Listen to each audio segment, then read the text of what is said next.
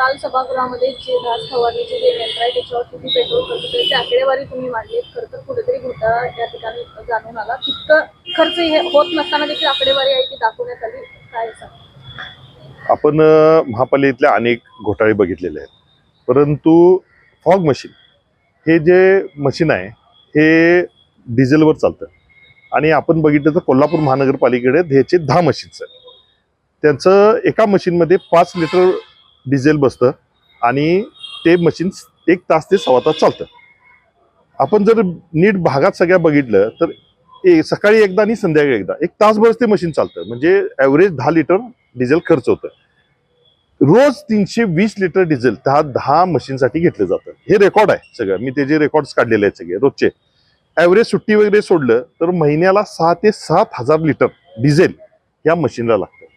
आता जर सकाळी ही 5 लिटर संध्याकाळी 5 लिटर खर्च करून हे बसत असतील तर मग बाकीचं डिझेल आजपर्यंत गेलं कुठं. त्यानंतर ह्या ज्या गाड्या ती घेऊन फिरतात त्या गाड्यासाठी 800 लिटर पेट्रोल हे टाकळ्यावरच्या पंपाकडे घेतलं. त्यांचे पण मी सही शिक्क्याच्या कॉपी घेतलेल्या आहेत.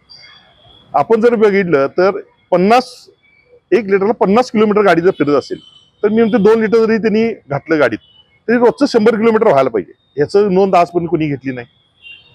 ती जी लोक आहेत ती गेली 8 वर्ष 7 वर्ष 10 वर्ष ती त्याच मशीनवर काम करले. म्हणजे हे भ्रष्टाचाराचं कुठेतरी मूळ आहे की त्याची बदली कधी झाली नाही.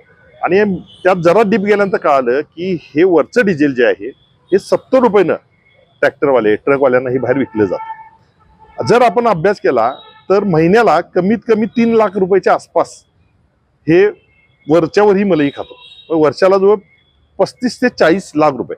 मग आज आत्ता विषय गेला, हे किती वर्ष मशीन चालू आहेत ह्याच्या मागचा जो हिशोब तर करोड रुपयाचा भोपर्स आता पण त्या ठिकाणी झालेला आहे.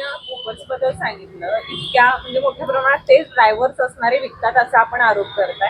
नेमकं यांच्या मागे कोण मोठं व्यक्तिमत्व किंवा नेता असण्याची शक्यता वाटते?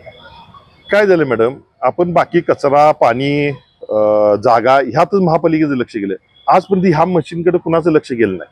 आणि खऱ्या अर्थानं बघितलं तर यांच्या मागं एवढं मोठी साखळी चालवायला 100% कोणाचा तरी हात असणार आहे.